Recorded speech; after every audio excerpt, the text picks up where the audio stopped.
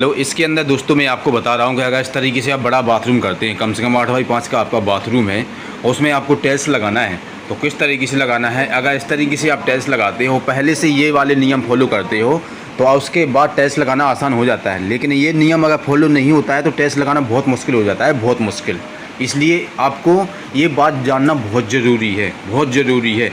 कभी अगर मिस्त्री बड़े बाथरूम में टाइल्स लगता है, कम से कम 8 फुट का दीवार है पूरा और लंबाई में 9 फुट है, और एक दीवार में अगर टाइल्स को लगाना है तो पूरा का पूरा बिल्कुल दीवार, पहले ही सबसे बड़ा नियम होता है कि पूरा दीवार बिल्कुल साहौल में और फंटी में प्लास्टर होना बहुत ज़रूरी है। अगर साहौल में और फंटी में अगर प्लास्टर नहीं होगा, अगर आप 9 फुट तक नीचे से 9 फुट तक आप टाइल्स को लगाते हो और अगर साहौल में नहीं होता है, अगर आधा इंची का प्लास्टर ऊपर से अंदर की तरफ होता है और नीचे बाहर की तरफ होता है आधा इंची, या फिर 2 सूत होता है, तो उसके बाद फिर ज़्यादा सीमेंट आएगा अगर साहौल में आप करोगे।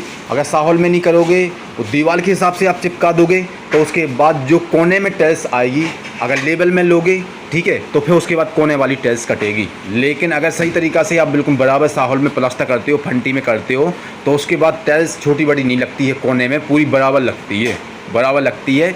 इसलिए अगर आपका प्लास्टर अगर सही नहीं है, नीचे से ऊपर तक आप जितनी भी हाइट पे टाइल्स लगाना चाहते हो, 7 फुट 8 फुट 9 फुट, वहाँ से आप साहौल डालोगे, अगर आधा इंची या 2 सूत अंदर की तरफ है, तो उसको दीवार के हिसाब से आपको लगा देना है, दीवार के हिसाब से, दीवार के हिसाब से लगा देना है कि टाइल्स पे जितना नीचे मसाला आएगा उतना ही रखना है। कोने में टाइल्स चाहे छोटी बड़ी आ जाएगी, कोने में टाइल्स छोटी बड़ी आ जाएगी। लेकिन अगर आपने साहौल के हिसाब से किया और फिर उसके बाद नीचे आपने कम मसाला लिया टाइल्स के ऊपर और ऊपर आपने ज़्यादा लिया, तो उसके बाद टाइल्स ऊपर नीचे होगी, बिल्कुल बराबर टाइल्स होगी नहीं। मैं आपको बता रहा हूँ, उसके अंदर ज़्यादा आपका सीमेंट लगेगा और अगर प्लास्टर सही नहीं होगा, कच्चा होगा प्लास्टर, तो निकलने की संभावना टाइल्स की ज़्यादा होगी, ठीक है। इसलिए कोशिश कभी करें तो बिल्कुल बाथरूम के अंदर दीवार का प्लास्टर बिल्कुल साहौल में और फंटी में होना बहुत ज़रूरी है। देखिए यहाँ पे इस तरीके से कभी अगर आप बास्पेसल की जगह आप बनाना चाहते हो, उसके ऊपर आप टाइल्स लगाना चाहते हो, पत्थर नहीं लगाना है आपको, तो इस तरीके से आप टाइल्स लगा सकते हो। नीचे पत्थर लगा हुआ है, उसके बाद मसाले के ऊपर ये टाइल्स लगा हुआ है, उसके अंदर पत्थर के बीच में छेद कर दिया है, नीचे से पत्थर डाल दिया, फिर उसके बाद मसाला डाल दिया, फिर उसके ऊपर टाइल्स लगा दी, ठीक है। उसके बाद इस तरीके से उसी के अंदर बास्पेसल टाइल्स के अंदर ही फिट कर दिया। बहुत सारे लोग होते हैं कि इसके अंदर ग्रेनाइट पत्थर सबसे ज़्यादा यूज किया जाता है, ग्रेनाइट पत्थर लगाते हैं, ठीक है।